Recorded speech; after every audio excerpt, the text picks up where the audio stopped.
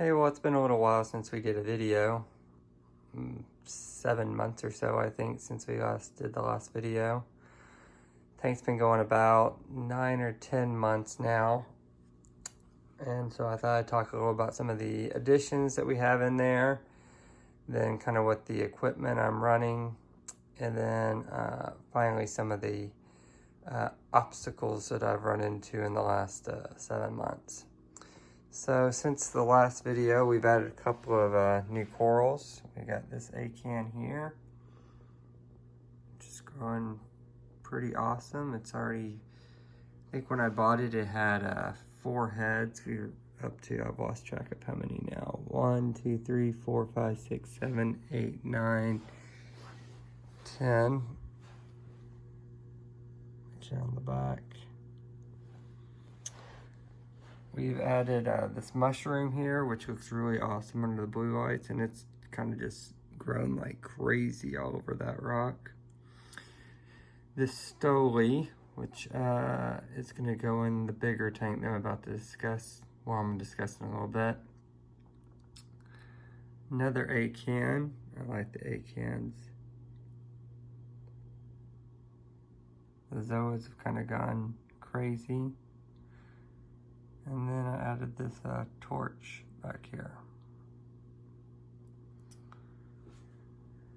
As far as fish, we added a yellow tang, Bengai cardinal,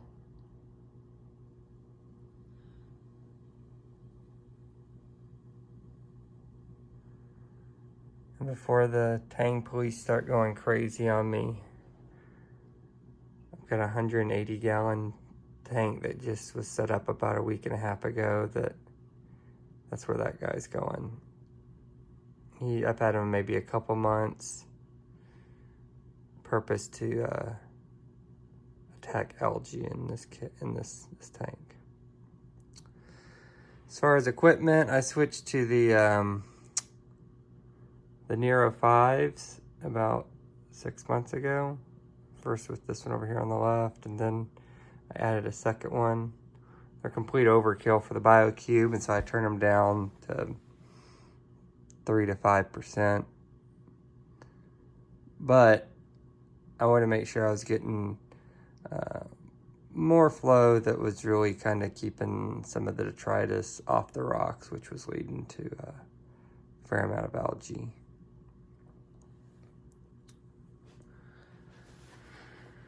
In the back, we've got, I did do the modification and put the in-tank basket in.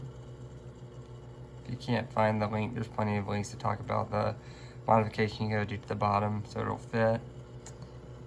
Added a Toonsy protein skimmer, which has actually worked pretty well. I do suggest though, if you get the protein skimmer, get the DC version. I've had both.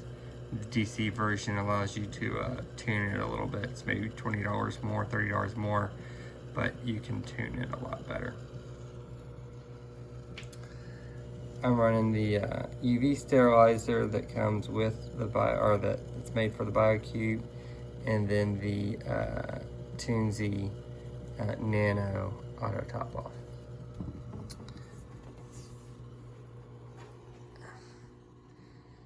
And for the auto top off,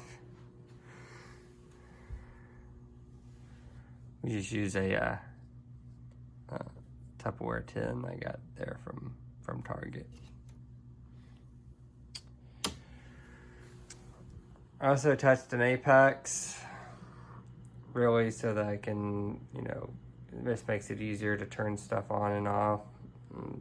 Again, complete overkill for the Biocube. But troubles. Well, in May, which was about 8 weeks after I had the tank set up, came back from Disney World with my family, and my entire tank was completely green. The walls were green all over the rocks, and little did I know at the time, that was just extended ugly phase of the tank. And so I started trying to treat it.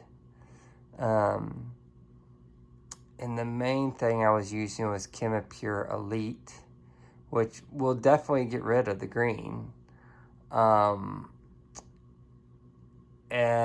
unlike most things, there isn't any sort of miracle cure in this hobby. So I started using Chemipure Elite in the back and the rear chamber. But I kept seeing algae pop up. So then I started using the Purigen and also Phosguard. So I was running Chemipure plus Phosguard plus Purigen all in the back of the tank, which set my phosphates low, which everything I was reading at the time said, great, low phosphates, low phosphates. Well, low phosphates created a nasty, nasty level of dinos in the sand. And so I always bought dinos for December and January. And they were definitely dinos. They'd cover the sand in the day, and then at night I come in the morning, they were mostly gone. So did a 3-day blackout, that didn't do it. And then did a 5-day blackout, and that was a couple of weeks ago. Appears that I've mostly eradicated them. I'm still a little skeptical, but I also dosed some Microbacter 7 during that period of time, and replaced the UV sterilizer because the bulb had gone out. So my pro tip is don't rely on the Chemipure Elite and all the other stuff to send your phosphates to zero. Right now in the back, the only thing that I'm running is just some filter floss. I intend to put a little activated carbon in there this week. Help with some of the saltwater smell, but only to use it for about a week and then dispose of it. Overall, pretty happy with how things are looking.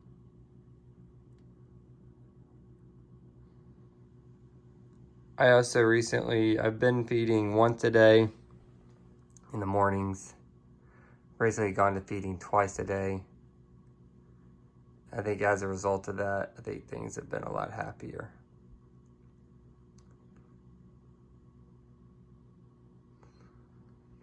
So I don't know when I'm going to do another update with this tank. As I mentioned, I did put together a 180 gallon tank in my living room.